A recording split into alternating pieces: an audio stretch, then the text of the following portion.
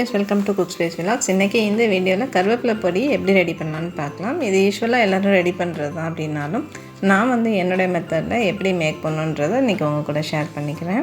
அதுக்கு முன்னாடி நீங்கள் இந்த சேனலுக்கு ஃபஸ்ட் டைம் வேறு இருந்தால் மறக்காமல் சப்ஸ்கிரைப் பண்ணிக்கோங்க. அப்படியே பக்கத்தில் இருக்கிற பெல் ஐக்கானையும் ப்ரெஸ் பண்ணிக்கோங்க. அப்போ தான் நான் அப்புறம் ஒவ்வொரு வீடியோவும் உங்களுக்கு நோட்டிஃபிகேஷனில் அப்டேட்டாக வரும். இப்போது இதை ரெடி பண்ணுறதுக்கு 1.5 கைப்பிடி கருப்பு உடச்ச உளுந்தும் 1.5 கைப்பிடி கருப்பு கொள்ளு 10லேருந்து 12 காஞ்ச மிளகாய் எடுத்துக்கலாம். அதுக்கப்புறம் 1லேருந்து 1.5 டீஸ்பூன் மிளகு சேர்த்துக்கலாம். இந்த கருப்பு உடச்ச உளுந்து இருக்குல்ல, அது கூடவே இந்த மிளகையும் சேர்த்துட்டு நம்ம வறுத்துக்கலாம். நெக்ஸ்ட்டு இந்த பெருங்காயம் இருக்குல்லையா, அது ஒரு 6லேருந்து 7 பீஸ் போல் இது மாதிரி எடுத்து வச்சுருக்கேன். இப்போது ஒரு பேன் எடுத்துக்கலாம். அது நல்லா சூடு ஏறினதும் அது கூட தேவையான அளவு எண்ணெய் சேர்த்துக்கலாம். நீங்கள் எந்த குக்கிங் ஆயில் வேணாலும் நீங்கள் ஆட் பண்ணிக்கலாம். இது கூட நம்ம எடுத்து வச்சுருக்க அந்த பெருங்காயத்தை முதல்ல போட்டு நல்லா ஃப்ரை பண்ணிக்கலாம். பெருங்காயம் ரொம்ப டீப் ஃப்ரை ஆனோன்னு அவசியம் இல்லை. ஜஸ்ட் அப்படியே அதோட கலர் லைட்டாக சேஞ்ச் ஆக ஆரம்பிக்கும். அட் த சேம் டைம் அதோட சைஸுமே ரொம்ப பெருசாக மாறும். ஸோ அந்த ஸ்டேஜில் நம்ம இதை எடுத்துட்டோம்னா சரியாக இருக்கும். ஒன்ஸ் இந்த பெருங்காயத்தெல்லாம் வறுத்த பிறகு இப்போ மற்ற எல்லாத்தையுமே அப்படியே ஒன்றாவே போட்டு நம்ம வறுத்துக்கலாம். இந்த கருப்பு உடச்ச உளுந்து, அப்புறம் இந்த மிளகு, அப்புறம் இந்த கருப்பு கொள்ளு, இது எல்லாத்தையும் போட்டு நல்லா வறுத்துக்கலாம். இப்போ கொள்ளு நல்லா படபடன்னு பொரியும். ஸோ அந்த ஸ்டேஜ் வரைக்கும் ஸ்டவ் மீடியம் ஃப்ளேமில் வச்சுட்டு நல்லா வறுத்துக்கலாம். பார்த்திங்கன்னா இந்த அளவுக்கு கோல்டன் ப்ரௌனாக லைட்டாக சேஞ்ச் ஆகும். ஸோ அந்த ஸ்டேஜில் நான் ஸ்டவ்வை ஆஃப் பண்ணிட்டேன். நான் மண் சட்டி யூஸ் பண்ணுறதுனால அதோட சூட்லேயே இந்த மிளகாயுமே நல்லா ஃப்ரை ஆகிடும்.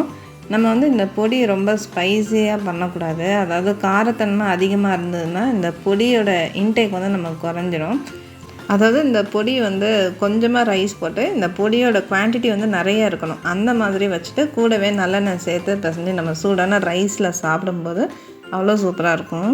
யூஸ்வலாகவே பார்த்தோன்னா நமக்கு இந்த கருவேப்பிலையில் அயன் கண்டென்ட் அதிகமாக இருக்கும். ப்ளஸ் ஹேர் க்ரோத்துக்கும் ரொம்பவே நல்லது. இது எல்லாருக்குமே தெரிஞ்சது தான். இருந்தாலும் நம்ம இதில் கொள்ளு ஆட் பண்ணி பண்ணுறதுனால இது நம்ம வெயிட் லாஸுக்குமே ரொம்பவே ஹெல்ப்ஃபுல்லாக இருக்கும். இப்போது இந்த வறுத்து வச்ச எல்லாம் நல்லா ஆறுனதும் இப்போ இதை அரைச்சிக்கலாம். அரைக்கும் போது ஃபஸ்ட்டு இனிஷியலாக இந்த பெருங்காயம், இந்த கருப்பு உளுந்து, கொள்ளு, அப்புறம் இந்த மிளகாய், இது எல்லாத்தையும் ஒரு மிக்ஸி ஜாருக்கு ட்ரான்ஸ்ஃபர் பண்ணிக்கலாம். இப்போது இது கூட தேவையான அளவு உப்பு சேர்த்துக்கலாம்.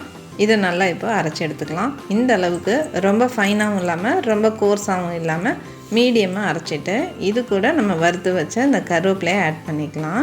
கருவேப்பிலையை நம்ம நல்லா கிறிஸ்பாக வரையும் வறுக்கணும்னு அவசியம் இல்லை. ஜஸ்ட் அதில் இருக்கிற ஈரத்தன்மை போகிற அளவுக்கு நம்ம ஃப்ரை பண்ணிட்டோம்னா சரியாக இருக்கும்.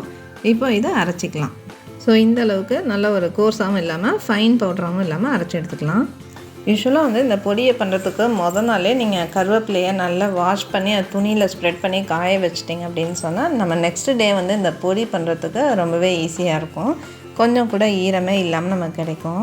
இந்த பொடியை நம்ம சூடான ரைஸில் போட்டு சாப்பிட்ற மாதிரியே கருவேப்பிலை அவலும் நம்ம ரெடி பண்ணிக்கலாம். அவலை நல்லா ஊற வச்சு அதை நல்லா தண்ணியெலாம் புழிஞ்சு எடுத்துகிட்டு தேவையான அளவு உப்பு சேர்த்து இந்த பொடியுமே போட்டு நல்லா மிக்ஸ் பண்ணிட்டோன்னா கருவேப்பிலை அவல் ரெடி ஆகிடும். இப்போது இந்த பொடியை மேக் பண்ணுறதுக்கு ஒரு முக்கியமான டிப்ஸ் ஒன்று பார்த்துடலாம். இந்த பொடி நல்லா டீப் க்ரீனாக தெரியணும் அப்படின்னா நம்ம ஆட் பண்ணுற பருப்போடைய குவான்டிட்டியை நம்ம கம்மி பண்ணிக்கணும். அதாவது நான் இங்கே 1.5 கைப்பிடி கருப்பு உளுந்தும் 1.5 கைப்பிடி கொள்ளும் ஆட் பண்ணேன். இதுவே நம்ம 2 பருப்பையும் ஒவ்வொரு கைப்பிடி நம்ம ஆட் பண்ணோன்னா கலர் இன்னுமே டீப் க்ரீனாக கிடைக்கும். இந்த வீடியோ உங்களுக்கு பிடிச்சிருந்ததுன்னா லைக் பண்ணுங்கள், உங்கள் ஃப்ரெண்ட்ஸோடையுமே ஷேர் பண்ணிக்கோங்க, மறக்காமல் சப்ஸ்கிரைப் பண்ணிக்கோங்க. தேங்க்ஸ் ஃபார் வாட்சிங். எப்போதும் போல் இன்னொரு இன்ட்ரெஸ்டிங்கான வீடியோவோட சந்திக்கலாம்.